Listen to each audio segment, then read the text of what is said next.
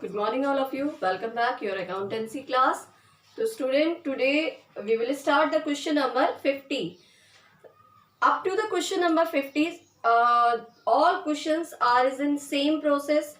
I hope you repeated again and again all the questions.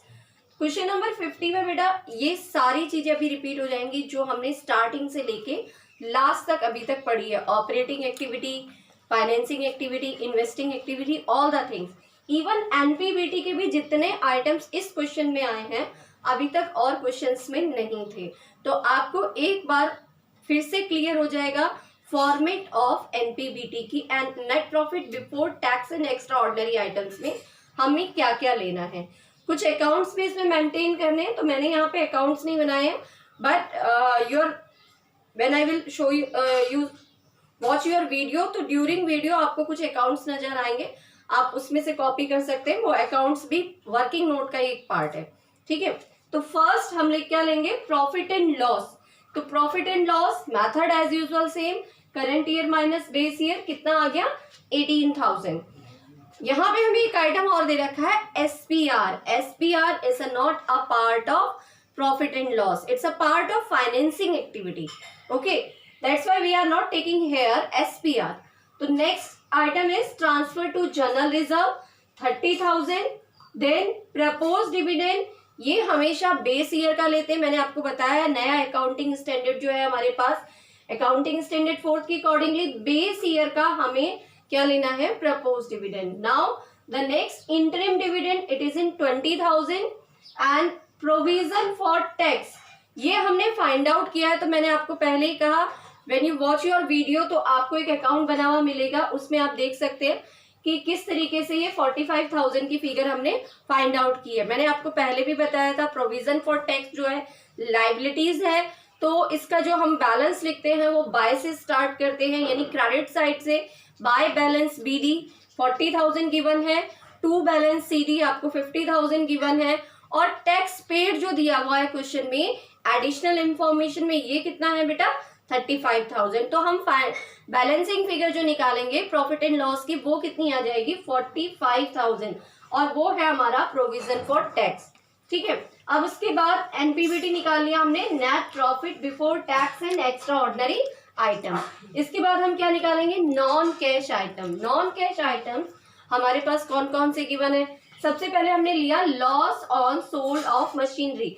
तो निकालने का method वही है कि वैल्यू जो थी उसकी 50,000 थी, 50,000 पे हमने 30,000 का डैप लगाया, तो वैल्यू कितनी रह गई 20,000. अब 20,000 की चीज मैंने 10,000 में सेल की, तो लॉस कितने का हो गया 10,000. तो वही 10,000 हमने यहाँ पे दिखाया है. Loss on sold off machinery 10,000.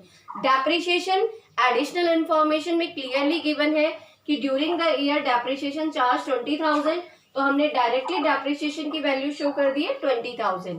After that goodwill right of हुई है, रिटर्न ऑफ कम हो गई है प्रीवियस ईयर से, कितने की कम हुई है 25,000. तो we are having these 3 items related to non cash item.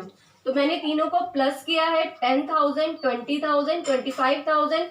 The total is 55,000. कितना टोटल आ गया मेरा 55,000. अब नेट प्रॉफिट बिफोर टैक्स कितना था मेरा 1,63,000.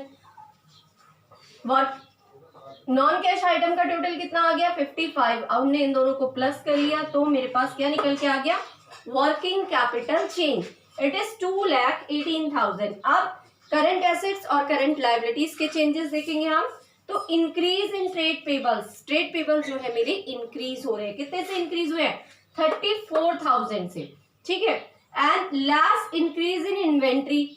तो क्योंकि रूल्स आपको पता है इनवर्स रूल है, लायबिलिटीज इंक्रीज होती है प्लस में आती है, और एसेट्स जो इंक्रीज होते हैं वो माइनस में जाते हैं. तो इंक्रीज इन इन्वेंट्री 82,000. अब हमने यहाँ पे इसको सॉल्व किया है, 82 माइनस के हैं मेरे पास, प्लस के 34 है, तो वैल्यू कितनी निकल के आ गई 48,000.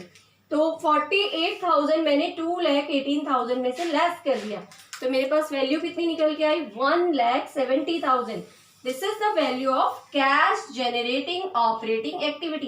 कितना कैश जनरेट हुआ मेरे पास 1,70,000 का. आप टैक्स पेड लेस करेंगे, टैक्स पेड कितना है गिवन है हमें क्वेश्चन में tax paid during the year 35,000 का मैंने टैक्स पेड लेस कर दिया। तो मेरे पास मेरी पहली एक्टिविटी निकल के आ गई, cash flow from operating activity. तो this is the first activity. अभी हमारे पास 2 एक्टिविटी और है, इन्वेस्टिंग और फाइनेंसिंग एक्टिविटी। तो before starting investing and financing activity, you note down the operating activity. तो बेटा शेयर कैपिटल जो है हमारे, हम नोट्स टू अकाउंट्स में चेक करेंगे तो हमें शेयर कैपिटल आपको गिवन है। प्रीवियस ईयर के शेयर कैपिटल जो थे इक्विटी वो 4 लाख के थे, फिर वो हो गए 5 लाख के, यानी 1 लाख के बढ़ गए। बट प्रेफरेंस शेयर जो थे हमारे वो पहले 1,50,000 के थे, अब 1 लाख के हो गए, यानी हमारा रिडम्पशन हो गया, रिडम्पशन ऑफ शेयर कैपिटल। यहाँ पे हम लिख देते हैं ये इक्विटी है हमारा, इट इज इक्विटी शेयर, और ये हमारे कौन से हैं, प्रेफरेंस शेयर्स। तो इसे भी हम मेंशन कर देते हैं, रिडम्पशन ऑफ प्रेफरेंस शेयर्स 50,000। इसके बाद हमारा एसपीआर हमें गिवन था, तो एसपीआर हमारा इंक्रीज हो रहा है, इंक्रीज एसपीआर 10,000। अब हम क्या लेंगे, जो डिविडेंड हमने पे किए थे एनपीबीटी में ऐड दिखाए थे उन सबको, क्योंकि हमने पेमेंट किया है हम लेस कर देंगे। तो इंटरिम डिविडेंड कितना आ जाएगा, 20,000, and the propose dividend it's also 50,000। तो अब हम इसका कैलकुलेशन करते हैं। तो प्लस के हमारे पास आ रहे हैं 1,10,000, माइनस के हमारे पास आ रहे हैं 1,20,000। तो हमारे पास जो कैश निकल के आया फाइनेंसिंग एक्टिविटी से, वो हमारा कैश निकला नहीं है, बल्कि हमने कैश का यूज कर लिया, माइनस में चले गए। Cash use from financing activity 10,000। ठीक है, अब हम क्या करेंगे, net increase in cash and cash equivalent निकालते हैं। तो मैं आपको कई बार बता चुकी इसे कैसे निकाला जाता है। Today I will also repeat it again, same thing. 135 है मेरे पास, माइनस और क्या नाम 120 ये है, माइनस का 10 ये है। तो देखिए ये 135 प्लस का है, ब्रैकेट शो नहीं हो रहा है, और लिखा हुआ भी है फ्लो हो रहा है। फ्लो मीन्स क्या होता है कि कैश हमारे पास इतना आ रहा है। यहाँ पे क्या लिखा हुआ है, कैश का यूज हुआ है। यहाँ पर भी मैंने क्या लिखा हुआ है, कैश का यूज हुआ है। तो ये दोनों माइनस में है, तो 120 प्लस 10 कितना हो गया, 130, और हमारे पास प्लस के कितने 135। तो 135 माइनस 130 कितना निकल के आ गया, net increase in cash and cash equivalent 5,000। ठीक है, अब उसके बाद हम लेंगे opening balance of cash and cash equivalent. तो ये भी हमने कैसे निकालते हैं, opening balance of cash and cash equivalent मैंने आपको हर क्वेश्चन में रिपीट किया है। कैश इक्विवेलेंट हमारे पास है क्लोजिंग बैलेंस 81, और 15,000 का मेरे पास करंट इन्वेस्टमेंट है। दोनों को प्लस कर दिया, कितना आ गया 96,000। 5,000 प्लस 96,000 कितना हो गया, 1,01,000।